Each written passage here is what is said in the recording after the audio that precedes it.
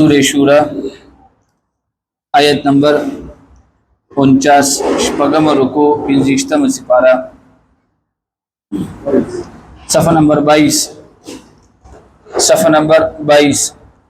اعوذ باللہ من الشیطان الرجیم بسم اللہ الرحمن الرحیم لله ملك السماوات والأرض يخلق ما يشاء يهب لمن يشاء إناثا ويهب لمن يشاء الذكور صدق الله العظيم سورہ شورا آیت نمبر 49 شپږم رکوع 50 سپارہ صفحہ نمبر 22 دا د سورې شورا تقریبا اخرنه آیتونه دي او پدې کې د الله رب العزت قدرتونه بیانېږي د الله تعالی قدرتونه د الله تعالی یو قدرت دا دی چې آسمانونو او د ځمکې مالک د الله پاک دی نمبر 1 اور دویم دا د الله تعالی قدرت دا دی چې بنده ته بچي ورکول والا ذات د الله تعالی ذات دی چاته الله پاک غواړي جنکه ور کوي چاته الله غواړي الکان ور کوي او چاته الله غواړي الکو جنې ټوینز دا ول ور کوي چاته الله غواړي دوا لکان دو جنکه ور کوي او دریم د الله تعالی قدرت دا دی چې بس بنده چې کم دی واده کړی وي خو بچي نه وي دا د الله تعالی ټول کې غټ قدرت دی الکان جنکه او دغه شانتي بانچ شند پات کېدل دا ټول چې کم دی د الله طرف وي په دې کې چې کم دی د الله رب العزت دغه قدرتونه پکې ذکر دي لله ملک السماوات والارض د الله د پاره دی حکومت د اسمانونو او د ځمکې یخلق ما یشاء دی پیدا کوي سچ اوغواړي یهب لمن یشاء او الله رب العزت عطا کوي چاته چې غواړي اناثا جنکه ويهب او الله رب العزت عطا کوي ور کوي لمن یشاء الذکور چاته چې غواړي الکان او یزوجهم او یا الله رب او یزوجهم یا جمع کوي د دوی د پاره ذکرانا هلکان او واناثا او جنکه پدې آیت کې تاسو وګورئ دو قسمه مخلوق الله ذکر کړو یو چې کوم دی مذکر او دویم مؤنث چاته الله زامن ورکی چاته الله جنکه ورکی یو دریم نمبر مخلوق ته چې هغه ته ویل کیږي خنثی مشکل انګلیش کې وته ویل کیږي ټرانسجنډر نو هغه بدی کې اغم پیدا کیږي د دې نه دا معلومی کی نه چې دا دو بسره پیدا کیږي دا درې مخلوق ونه پیدا کیږي دا بخامخه پیدا کیږي تاسو وګوره لله ملک السماوات والارض يخلق ما يشاء نو پدې کې چې کوم دې تذکرہ او شولا يخلق الله رب العزت پیدا کوي ما يشاء سچ او غواړي نو پدې يخلق سچ او غواړي پدې کې چې کوم دې علماء لیکلي دي چې ټرانسجنډر هغه یو ذات چې پاغه کې د الګ علامت می او پاغه کې د جنای علامت می دی لکه کم دی په دغه کې چې کم دی عربی کې وته خنثی مشکل ویل کیږي انګلیش کې ولا ټرانسجنډر ویل کیږي او په پښتو کې وته اجرا ویل کیږي نو یخلق ما یشاء په دې کې چې کم دی دا مخلوق کم راغلو او بیا مخکې الله تفصیل کوي یهب لمن یشاء اناسا چاته جنې ورکو چاته لکان ورکو لہذا غتنا مستثنا نه ويجعل من يشاء عقيما وكري الله رب العزت من يشاء استاتچوغاري عقيما شن انه عليم قدير بشك الله رب العزت ډیر زیات وای دی قدیر او قدرت والا دی اخر کې الله ویل ويجعل من يشاء عقيما اکثر خلک چې کم دی بچي نیوي نو ډایرک الله فرمایي ان علیم قدیر بچی چاته نمر کوم دی مندوس الله پويږي بعض اوقات بچی دا چې کوم دی د امتحان سبب وي بچی راشي هغه کې چې کوم دی مسلې وي نو مور او پلار چې کوم دی د هغه برداشت نشي کولای دا غي د وجه الله ول د بچی نه ور کوي دې د وجه بعضي ماشومان بعضي چې کوم دی بچی راشي هغه نافرمانه وي مور او پلار د هغه برداشت نشي کولای الله ول بچی نه ور کوي په دې باندې بس الله پوهه دی چاته بچی ور کوي چاته نه ور کوي دا د الله تعالی قدرت ته پدې کې انسان چې کم دی سني شي ویلې بیا پدې ځکه چې کم دی دا آیت نمبر 51 پدې کې د الله رب العزت دا بیانېږي چې پیغمبر شو هغه چې کم دی الله رب العزت چې وسره خبرې کوي نو داغه چې کم دی درې طریقې دي انبیاء کرام چې څومره تیر شوي دي هغه سره چې کوم دی د الله پاک د کلام د درې طریقې وي نمبر 1 دا به وحی کېدله او دا وحی به چې کوم دی پیغمبر ته دا به په خوب کې مراتله او په ویخه باندې به هم راتله او د دې به داسې مثالو د نبی له صلوات و سلام دا به چې کله وحی کېدله نو نبی له سلام په زړه کې به چې کوم دی د ګنټې غونته چې کوم دی आवाज به محسوس شو او علماء د دې مثال ورکړي دي علماء د دې مثال ورکړي وسنګ چې کم دی د ترانسفارمر نه چې کم دی کور ته لین راغلی وي او دې کې چې کله شارټ راشي کنه نو دا چنګاری کیږي ودا د قشانتي आवाज بوا نبی له صلوات و سلام تب چې کله پزړه کې د قشانتي کیفیت محسوس شو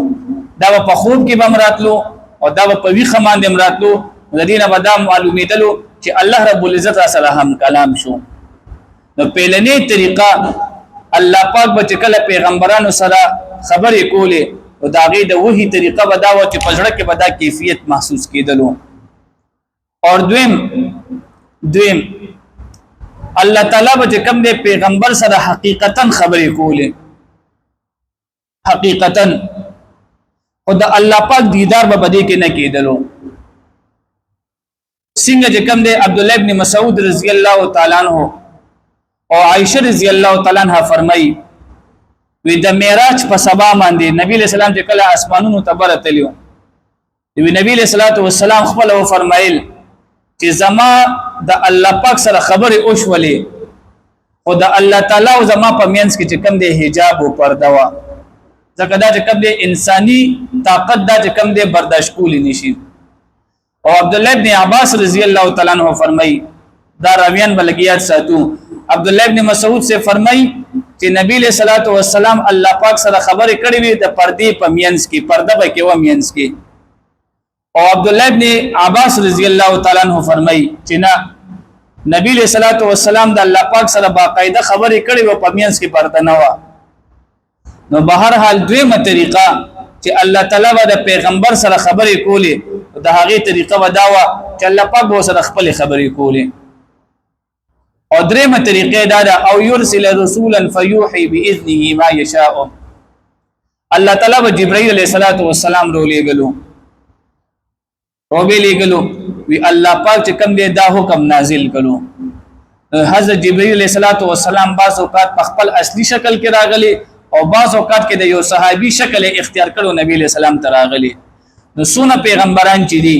هغه کا الله تعالی سره خبرې کړې دي او الله وسره خبرې کړې دا غي څو طریقې دي دا درې دا به ان شاء الله یاد ساتو نمبر 1 دا د وحي په ذریعہ سره او نمبر 2 الله تعالی وسره خپل خبرې کړې دي موسی علیہ الصلوۃ والسلام سره الله تعالی خپل خبرې کړې دي او دریم دا چې جبرائیل علیہ الصلوۃ والسلام براتلو او باقاعده وحي بیروړو دا درې طریقې الله دلته بیانې وما كان لبشر او ممکن نه دی د یو انسان د پاره اي يكلمه الله چې کلام وکړي د سره الله تعالی او کلام بکیږي څنګه الا مگر وحيا په وحي سره او من وراء حجاب یا درستو د پردینا او يرسل درما او يرسل رسولا یا راولی کی سو پیغمبر سو فرشتہ فیوحی پس دی وحی کړي باذنه د الله تعالی په حکم سره ما یشاء سچ الله پاک واړي انه علی حکیم بشک الله پاک ډیر اوچت د حکمت خاوند دی وكذلك اوحينا اليك او دغه شانتي مونږ وحي کو نبی علیہ الصلوۃ والسلام ستا طرف ته روحا د قران په شکل کې من امرنا خپل حکم سره بچي ورکول دا یو نعمت ده بچي دا یو نعمت ده نو پهله د بچو ذکر وشو چې دا بچي به درکړي دا یو نعمت ده د دې قدر کوا نو دا چې کوم دی ظاهري نعمت ته مون تخکاری او اخره کې چې کوم دی الله تعالی باطنی نعمت تذکرہ کوي چې د الله پیغمبره تا د خلکو د چې کوم دی یو تعلیم د قران هم ورکړي دی او د قران ته نوم ورکړي دی روحا من امرنا قران ته نوم د څه ورکړي دی روح د دې وجه دا ده چې د قران په تلاوت سره د انسان دی روح ته چې کوم دی سکون ملاويږي دا یو معجزه ده تاسو په دې کې سپینګری ناشتي یو سپینګری بداسي نه چې هغه ویلي دي چې یاره ما په بچپن کې ختم کړی دی او زه اوس نه کومه په بچپن کې ځان ته خوندي په ځواني کې ځان ته خوندي په بوډاوالي کې ځان ته خوندي انسان له به سکون ملاويږي نو پهله د هغه نعمت ذکر وکړو چې دا ظاهري دی او اوس اخره کې د هغه نعمت ذکر کوي چې دا څه شی دی باطینی خکاری نه انسان ته خوشحالي محسوس کیږي او هغه څه شی دی قران په ترجمه باندې سړی وای دا غیزان ته خوندې په تفسیر سره چې سړی وای دا غیزان ته خوندې یو سړی په دې کې تحقیق کوي د الفاظو دا غیزان ته یو خوندې صحیح ده نو الله پاک چې کوم دلته اوس د ذکر کوي د هغه یو نعمت چې خکاری نه او انسان له بسم ملاويږي سکون او هغه څه شی دی قران او د قران ته نوم ورکړي دی د روح او روح ویل کیږي چې کله د قران تلاوت بند کوي نو انسان روح ته بسم ملاويږي خوشحالي نو وکذالک اوحینا او دغه شانتي مونږه وحی راو لګلا الیک نبی صلی الله علیه وسلم ستا طرف ته روحا چې روح دی او هغه قران مجید دی من امرنا خپل حکم سره ما كنت تدري نبی صلی الله علیه وسلم تنه پویدلې مل کتاب چې کتاب څه شه دی ولل ایمان او نه ایمان الله پاک پیغمبر ته وی ته نه پویدلې چې قران څه ته ویل کېدل او ایمان څه ته ویل کېدل ولكن جعلناه نورا لیکن اوګل زول مونږه دا نورا رڼا نه دې چې مونږ به هدایت ورکو به په دې قران سره من نشاء او چاته چې مونږ وغواړو من عبادنا لخپل بندګانو نه وانك او بشک نبی رسول الله والسلام ته لتهدي الى صراط مستقيم هدایت کوي سملاري طرف ته الحمدلله الله په خپل وی چې ګوره دا اسلام او دا قران او دا ایمان انك لتهدي الى صراط مستقيم دا ګوره بالکل نه غلار ده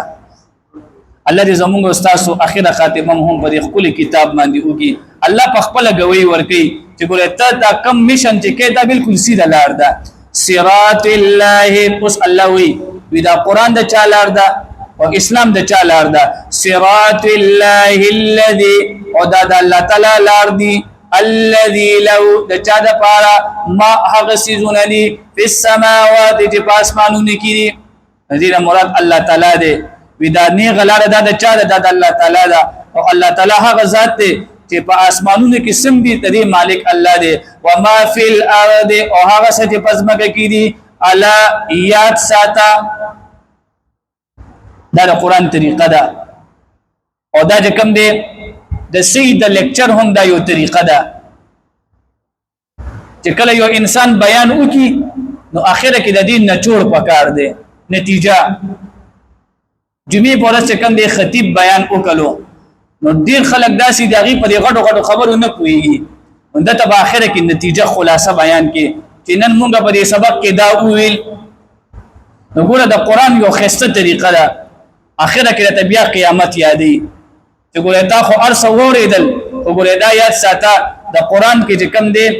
دا یو خبره بار بار ذکر کیږي چې د توحید نه پس قیامت